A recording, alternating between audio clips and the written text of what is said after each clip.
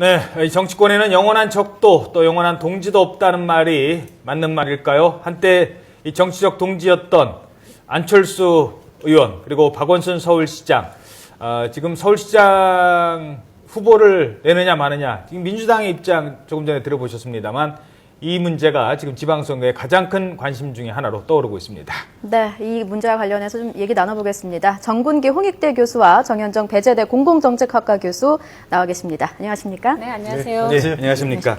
자, 일단 토요일 날요, 언론에 갑자기 이제 보도가 되면서 관심을 많이 끌었습니다. 장하성, 그 교수를 서울시장 후보로 내겠다라는 얘기가 나오면서요. 물론 이제 부인을 했습니다만. 그 전에 일단 따져보도록 하죠. 안철수 의원이 수도권 서울의 후보를 내야 되느냐 말아야 되느냐 지금도 계속 고민을 하고 있는 것 같은데 일단은 내겠다 이 강력한 의지를 좀 보인 것 같아요. 어떻게 보십니까? 본인의 입으로는 한 번도 이런 얘기가 나온 적이 없고요. 예. 우리 정 교수님이 좀 자문하고 계시지만 예. 그 뭐 좀 쓴소리를 드린다면 본인의 입으로는 한 번도 얘기를 한 적이 없고요. 예. 지난주 금요일쯤에 윤여준 의장이 우리 전 광역자치단체장 후보 내겠다 이런 얘기가 나왔습니다. 그때 제가 그럼 안철수 의원하고 이 커뮤니케이션이 잘 돼서 나온 얘기일까라고 생각을 했는데 아니나 다를까 그 다음날 오전에 장하성 교수를 서울시장에 내보낼 거다 이런 얘기가 그 진영 측에서 흘러나왔어요. 예. 근데 이게 불과 3시간 만에 해프닝으로 끝났단 말이죠. 예. 그렇다면은 장하성 교수한테도 구체적으로 확인 절차를 거치지 않고 이런 얘기가 나왔고 윤여준 의원하고 안철수 의원하고 사이에도 전 의원하고 사이에도 뭔가 커뮤니케이션이 잘 안 된 상태에서 여전히 안철수 진영은 뭔가 좀 아직은 잘 돌아가지 않는다 이런 느낌을 갖고 있습니다. 예. 글쎄요, 저는 이제 좀 긍정적으로 보는 것 중에 예. 그 기존의 언론에서들 많이 얘기하시는 코드가 뭐냐면 예. 안철수 진영 인재 영입 좀 어려운 거 아니냐. 예. 그러니까 도대체 후보로 나설 사람이 있기나 한 거냐. 예. 뭐 이런 논란들이 있었어요. 얼마 전까지만 해도. 예. 근데 최근에는 여러 사람들이 언론에서 거론이 돼요. 그래서 어허. 역시 안철수 진영 쪽에 사람이 없는 건 아니구나. 물론 당사자가 고사하고 뭐 이런 과정들은 어떤 정당들도 다 거치는 과정 아니겠습니까? 그렇죠. 뭐 예. 정몽준 의원도 서울시장 새누리당 후보로 나오는 것을 고사하셨죠. 그러니까 뭐 여러 가지 내부의 동학이 있기 때문에 고사는 하겠지만 그래도 물망에 오르는 사람들이 있구나. 뭐 장하성 교수 같은 분들은 사실은 내부자라고 봐야겠죠. 지난 대선부터 계속해서 이 안철수 진영의 한 축을 담당해 오신 분이기 때문에. 그래서 그런 분들이 선거에 나갈 수 있다. 라는 것이죠. 그러니까 그런 차원에서 인물군은 오히려 생각했던 것보다 상당히 열려있다라는 것을 또 하나 보여주는 그런 계기고요. 정군기 교수님께서 말씀하신 것처럼 그렇습니다. 내부에서 조율이라고 하는 것이 좀 정렬하게 이루어질 필요가 있다라는 건 맞는 것 같습니다. 그러나 지금 그 새정치추진위원회 체제 자체는 공동위원장 체제예요. 안 의원도 이제 그 중에 한 명으로 포함되어 있고 윤여준 공동의장께서 최근에 영입이 된 것이죠. 그래서 이게 집단지도 체제이거든요. 집단 의사결정 예. 체제이기 때문에 다양한 루트를 통해서 사람들과 접촉을 하고 논의를 하는 것이죠. 그러니까 그런 차원에서 있는 것이고 최종적으로 의사결정을 할 때는 다 같이 모여서 하지만 실제로 의견 타진을 할 때는 다양한 채널들이 지금 가동되고 있다라는 것을 보여주는 것이다. 그러니까 그런 차원에서는 그렇게 염려할 필요는 없는 것이고 장하성 교수 같은 경우에는 뭐 안 나가겠다. 뭐 이렇게 얘기를 하고는 있지만 실제로 내부에서 광주시장 후보로도 논의가 된 바가 있고요. 네. 여러 가지 포지션에서 논의가 된 바가 있어요. 그래서 그런 차원에 놓고 보면 설왕설래가 있더라고 하더라도 새정치 차원에서 실제로는 종국에는 모아줄 수 있는 가능성이 있다. 그래서 이걸 혼돈과 혼란으로 보시기보다는 치열한 어떤 논쟁과 또 발굴이다. 이렇게 좀 보셨으면 그러면 좋겠다라는 거기서 이제 겁니다. 그 공통점이 뭐냐면요. 일단은 뭐 장하성 교수가 아니다 하더라도 일단 서울시장 후보를 내겠다라는 의지는 좀 보여준 거라고 볼 수 있지 않을까요? 그렇죠. 저 안 의원께서 뭐 그런 얘기 안 하셨다고 하셨는데요. 지난 28일 날 그 11월 28일이었던 걸로 제가 기억을 하는데 예. 창당 관련되는 기자회견을 하는 데 있어서 예. 기자들의 질문 중에 바로 이런 질문들이 많이 있었어요. 후보를 열심히 다 찾아서 내겠다라는 얘기 워딩을 이미 한 바가 있고요. 그 안에는 서울시장에 대한 속내도 분명히 담겨 있었다고 저는 생각을 하고 있고 예. 그리고 또 하나 생각을 해보면 실제로 이번 지방선거가 안철수 의원 세력들이 수권을 꾀하는 데 있어서 그냥 거쳐가도 되는 단계냐 그건 아니라는 것이죠. 어떤 형태로든 자기 존립이 가능할 정도로 세력화를 이룩하고 또 승리도 하고 뭐 이래야만 사실은 총선과 또 대선까지도 연동해 갈 수 있는 굉장히 중요한 모멘텀이란 말이에요. 예. 근데 이거를 서울시장 후보도 안 내고 그냥 무책임하게 간다. 유권자들이 전혀 그 부분을 보장해주지 않거든요. 아하. 그런 네. 차원에서 놓고 보면 후보를 반드시 낸다가 맞는 것입니다. 맞다. 네. 근데 사실 서울시장이 차지하는 그 비중이 굉장히 크지 않습니까? 어떤 상징적인 역할도 있고요. 근데 그런 면에서 사실 야권 지지자들이 그 걱정을 하는 것 중에 하나가 안철수 의원 진영이 후보를 내게 되면 박원순 시장의 표를 상당 부분 가져갈 것이다. 실제로 여론조사 결과 그렇게 나오기도 했고요. 야권에서 표가 갈리게 되면 아까 뭐 민주당 김한길 대표가 말씀을 하시기도 했지만 새누리당이 어부지리로 또 가져갈 수 있지 않느냐 이런 우려가 나오는 것 같아요. 그럼에도 불구하고 안철수 의원 측이 이렇게 맞대결을 고집하는 이유는 어디 있다고 보십니까? 역시 당위성에서 볼 수 있는 거 아닙니까? 예. 현실적으로는 그런 그 고민이 있는데 새 정치를 표방하면서 예. 그 독자 후보를 안 낸다는 거는 이게 말이 안 되는 거거든요. 예. 그러니까 뭐 후보를 내야 된다는 얘기가 나오고 있는데, 근데 재밌는 것은 조금 전에 우리 정 교수님이 말씀하신 것 중에 집단 지도 체제, 뭐 저보다 정보가 많으시니까 제가 잘 모를 수는 있습니다만은, 근데 사실상 안철수를 보고 모이던 사람들이고, 안철수의 의견에 그 거의 뭐 100% 힘이 실리는 거 아닌가요? 장하성 교수가 3시간 만에 이거 뭐 자기 아니라고 번복을 했는데, 이따 뭐라고 그랬냐면요.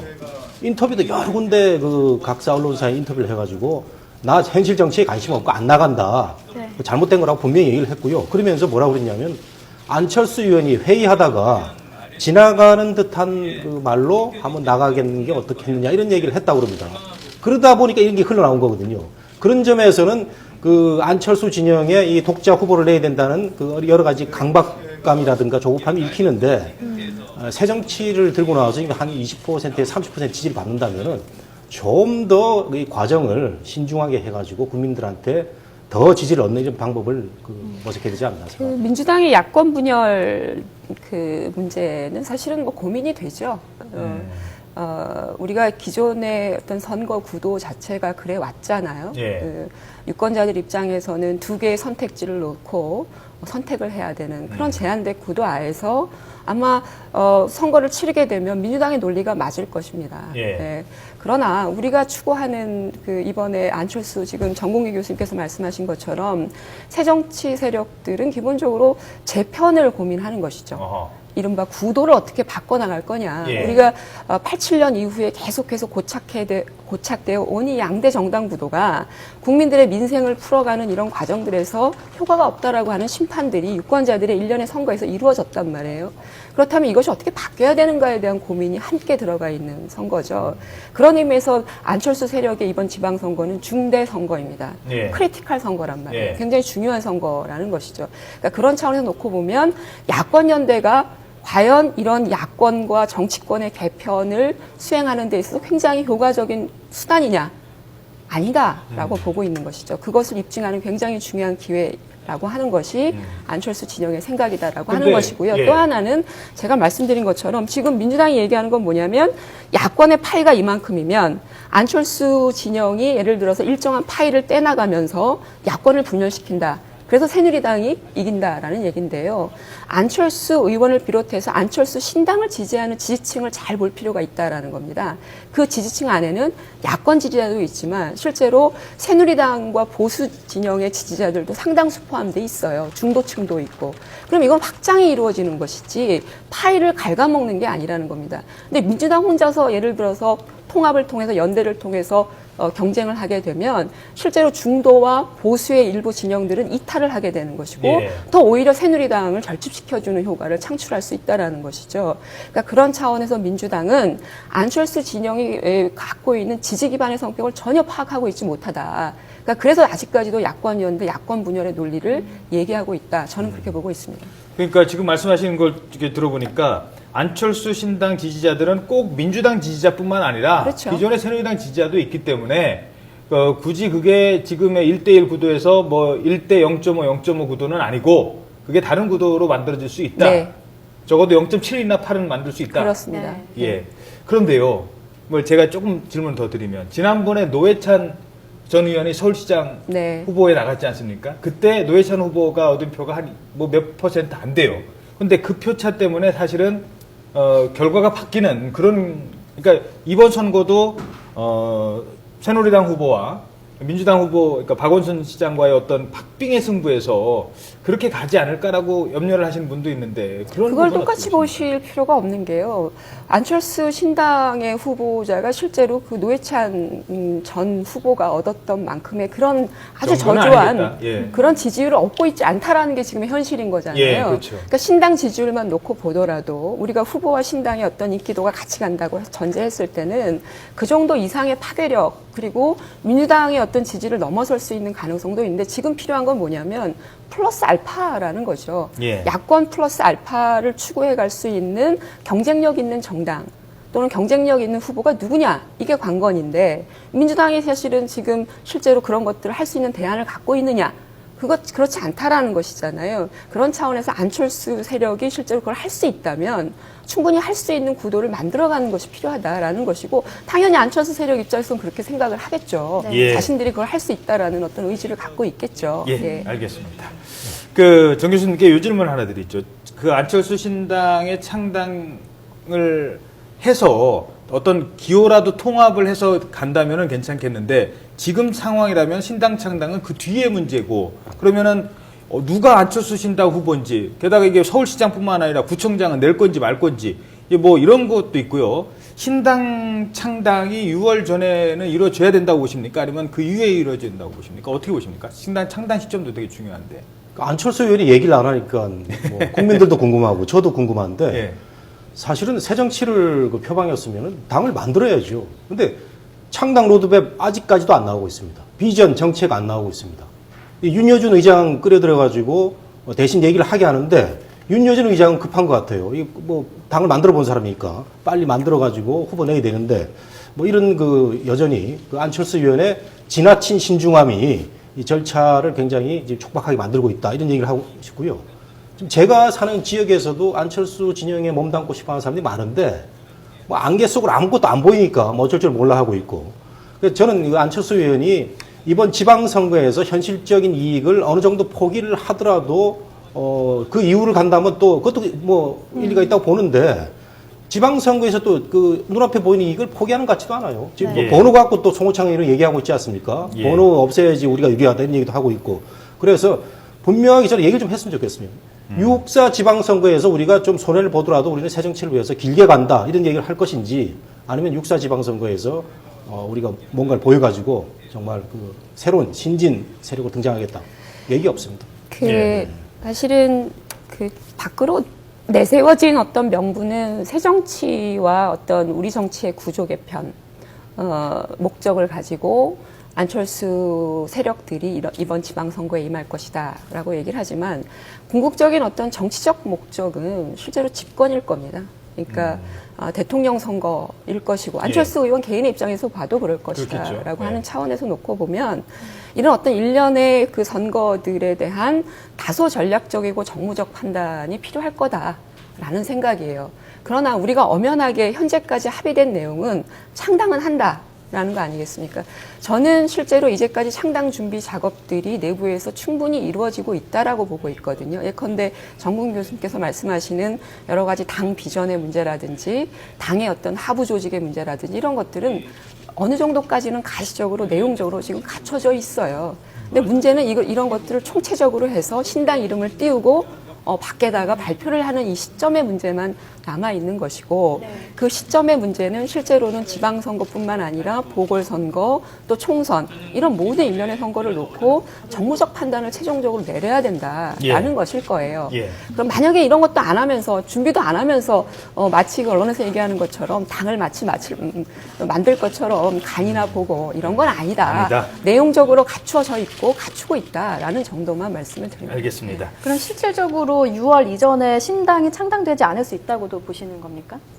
아니, 그 지금 말씀이 그러니까 들어봐도 이해가 가는 듯 하면서도 또 안 가는 게 말이죠. 네. 근데 제가 보기에는 안철수 진영이 어떤 그 길은 확실히 잡은 것 같아요. 그 최장집 교수의 진보적 자유주의에서 진보 진영, 야권 진영을 그 포기를 하고 보수와 진보, 중도를 아우르는 그런 그 길은 그 확실히 잡은 것 같은데 한상진 교수를 또 자문위원으로 영입한 걸 보면 그건 분명한데 거기 따르는 여러 가지 정책들이라든가 이게 나와야 되는데 안 나오고 있거든요. 이게 이제 사람이 안 모이다 보니 생기고 예를 들면 경제정책을 총괄했던 그 전서인 교수 같은 사람이 또 떠나간 이유도 있고 사람이 안 모이는 겁니다. 그리고 이제 안철수 의원이 이제 그 집권, 대권에 대한 그 의혹이 있는데 지금 제가 볼 때는 리더십의 이 정립이 아직 안 되고 있는 것 같아요. 여전히 그 안에서 여러 가지 그 소통이 원활하지 않고 본인의 그 CEO형, 본인은 수평적 리더십을 그 좋아한다고 하지만 여전히 CEO형 독재적 리더십이 많이 그 강조되는 것 같고 그러다 보니까 뭐 소위 말하면 이제 그 우리가 무슨 그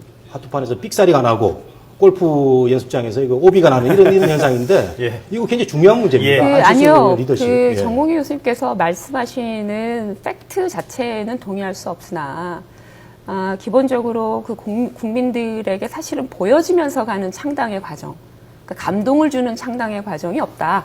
뭐 이런 말씀이신 것 예. 같아요. 그런 차원, 그거는 저는 굉장히 동의하고 있는 거죠. 뭔가 공개적으로 국민들한테 창당을 이렇게 하고 있습니다. 라는 걸 좀 보여주면서 거기에다가 이제 그런 안철수 것들이 의원의 하는 리더십까지도 것들이 좀 설명해 리더십을 주시죠. 통해서 예. 전달되기를 바라시는데 내부에는 사실 그 다양한 TF들이 지금 가동이 되고 있어요. 예컨대 지방자치와 관련되는 지방선거 공약에 관한 TF도 지금 가동이 되고 있고요. 그리고 새정치와 관련되어지는 여러 가지 또 TF들이 가동이 되고 있고 경제 관련되는 TF도 가동이 되고 있습니다. 전성인 교수 혼자서 사실은 경제정책을 담당해왔다 이렇게 보기는 내부적으로 어렵지요. 물론 주도적 역할을 하신 건 맞습니다. 그러니까 이런 TF들이 지난 대선과 지난 보궐, 안철수 의원이 출마했던 보궐선거 이후에 연구소들이 생기면서 마포 연구소가 생기면서 이런 과정들이 계속 지속적으로 이루어져 왔고 그런 것들은 이제 내부에서 어느 정도 집약이 돼 있습니다. 네. 그리고 지역의 여러 가지 뭐 실행위원 체계 문제가 많았지만 실제로 실행위원 체계를 통해서 정당 조직을 꾸려낼 수 있는 네트워크 조직을 지금 만들고 있고요. 그리고 국민 새정치위원을 또 모집을 해서 모아놓은 상태이고요. 그러니까 우리가 창당을 하려면 실제로 물리적으로 필요한 조건들이 몇 가지 있는 거 아니겠습니까? 그러니까 뭐 당원도 있어야 되고 뭐 이런 어떤 여러 가지 이제 준비 작업들은 어느 정도 완결이 되어가고 있다. 근데 제가 말씀드리는 건 뭐냐면 정당을 우리가 창당합니다라고 창당을 선언했을 때 그 창당이 주는 어떤 선언이 주는 시너지를 최대한 누릴 수 있는 걸 원할 겁니다. 그게 제가 말씀드리는 정무적 판단이고 전략적 판단인 것이죠. 그러니까 그런 차원에서 놓고 보면 적절한 시점을 어느 시점으로 잡고 있는가 라고 하는 것이고 저는 개인적으로 6월 이전에 기본적으로 직전이라도 실제로는 창당을 할 수밖에 없다. 그런 차원에서 놓고 보면 그쪽의 어떤 논의들이 상당 부분 내부에서는 진전이 이루어지고 있다는 것이고요. 그러나 6월 지방선거 직전에 예를 들면 일주일 전에 할 거냐, 뭐 한 달 전에 할 거냐 이런 어떤 것들은 실제로는 명확히 정해지지 않은 것이죠. 예, 네. 알겠습니다. 그래서 최근에 그 안철수 의원이 예를 들어서 언제 뭐 창당하냐 이런 것도 궁금하고요. 또 후보가 내느냐 마느냐 이런 것들도 좀 있었거든요. 그 부분에 대해서 최근에 발언한 내용이 있습니다. 1월 8일 날 했던 발언이긴 합니다만 잠시 들어보시고 질문 드리도록 하겠습니다. 함께 들어보시죠. 사실은 어떤 분이 출마하는가가 정당이 국민들께 말씀드릴 수 있는 가장 중요한 메시지 아니겠습니까? 어떤 후보를 통해서 저희들의 생각을 구현한다는. 그래서 최선을 다해서 저희들 생각에 맞는 분들을 이제 계속 만나고 있습니다. 따라서 출마 시기에 대해서는 지금 현재 다른 당들도 어느 정도 그 시기에 대해서 조율 중인 걸로 알고 있습니다. 저희도 그 시기에 맞춰서 아마 소개시켜 드릴 수 있지 않을까 생각합니다. 자, 이러면서 지금 이제 민주당의 입장도 오늘 김한길 대표 기자회견 했습니다만, 두 가지예요. 민주당도 좀 애매한 게 있는 게, 하나는, 각자 경쟁하겠다. 야합으로 얘기 듣는 야권연대는 인위적인 건 없다라고 분명히 얘기를 했거든요. 그런데 또 하나, 그러면서도 또 있습니다. 어부지리는 안 된다. 그러니까 이것도 아니고 저것도 아니고 약간 이제 이런 애매한 입장. 오늘도 기자회견에서 그런 얘기가 나왔습니다만 민주당은 지금 어떤 고민을 하고 있을까요? 뭐 이런 고민을 할 수밖에 없죠. 오늘 김한길 대표도 야권의 재구성 문제는 국민의 뜻에 따르겠다 이런 예. 얘기를 한 걸로 봐서는 네. 안철수 진영과 나중에 뭐 정책적 연대가 되든 뭐 통합이 되든 이런 걸 고려하는 것 같고요.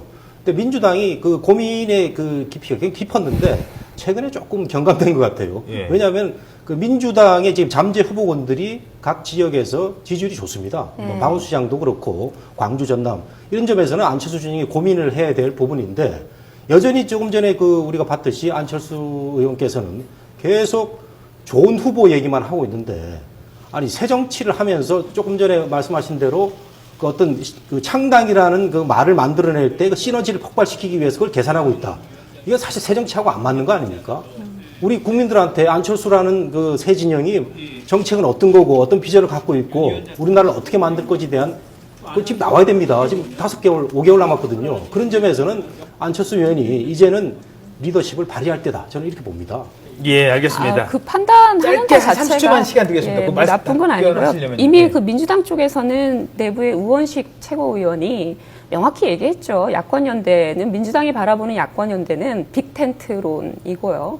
그리고 안철수 진영까지 경선을 치르는 방식이다라고 얘기를 했습니다. 그러니까 그 김한길 대표의 어떤 그런 어떤 애매모호함이라고 하더라도 민주당 내에서는 야권연대에 대한 입장이 명확히 정해져 있어요. 예. 그러니까 민주당을 중심으로 하는 빅텐트 그리고 경선 체제 이걸 부정할 수 없는 거거든요. 근데 그것을 실제로 안철수 진영 쪽에서 받아들일 수 있을 것이냐. 그게 지난 대선에서 야권단일화와 뭐가 다르냐라고 하는 문제 제기를 할 수밖에 없는 거고요. 예. 그래서 민주당 쪽에서 야권 단일화에 대해서 뭔가 새로운 내용을 내어놓으려면 이런 사고를 벗어나야 된다는 겁니다. 그래서 그 차원에서 뭐가 있을지는 좀 지켜봐야 될 것 같아요. 예, 예. 알겠습니다.